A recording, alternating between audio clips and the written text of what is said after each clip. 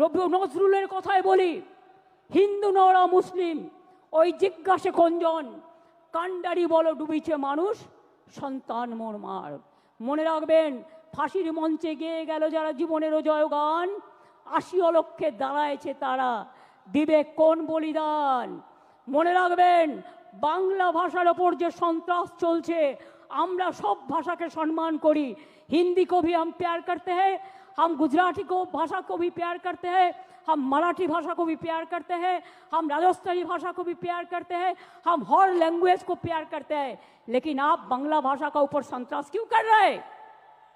क्यों कर रहे हैं? बांग्ला आजादी का लड़ाई में लड़े थे, बांग्ला नवजागरण किए थे, बांग्ला जो कर सकता है और कोई नहीं कर सकता है। इसी के लिए মনে রাখবেন, বাংলায় মাটি দুর্জয় ঘাটি, বাংলার মাটি দুর্জয় ঘাটি। জেনে রেখো দুর্বৃত্ত, আমরা ভাঙি তবু আমরা মচকাই না। মনে রাখবেন, আমরা শুনেছি ওই মা ভই মা ভই মা ভই, কোন নূতনেরই ডাক, ভয় করি না অজানারে, রুদ্ধ তোমা তাহারি দ্বারে, দুর্দর বেগে ধাও, ভাঙো বিজেপির দিল্লি রাজকে, ভাঙো ডবল ইঞ্জিন, ভাঙো সিপিএম হটাও, বিজেপি হটাও। যারা বাংলাকে ক্ষতবিক্ষত করে দিয়েছে তাদের আমরা সম্মান দিই না, তাদের আমরা অসম্মানও দিই না, মানুষ বুঝে নেবে। আমি তো আস্তে আস্তে দেখলাম লক্ষাধিক লোক রাস্তায় দাঁড়িয়ে আছে, ঢুকতে পারিনি।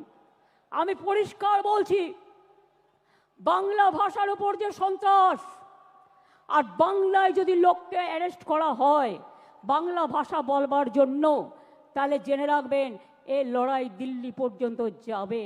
আর আমি কিন্তু ছেড়ে দেবার লোক নই, আমি ধরলে ছাড়ি না। মনে আছে নন্দীগ্রাম আন্দোলনের কথা, মনে আছে সিঙ্গুর আন্দোলনের কথা, মনে আছে ২১শে জুলাই আন্দোলনের কথা, মনে আছে ভাঙড়ের আন্দোলনের কথা, মনে আছে। আরো বেশি করে আমার লেখা বইগুলো পড়ুন, সব জানতে পারবেন। যারা আজও সংগ্রাম জানেন না, তৃণমূল কংগ্রেস এমনি জন্ম হয়নি, তৃণমূল কংগ্রেস অনেক লড়াইয়ের ফসল। এই লড়াইতে চোর ডাকাত হয় না।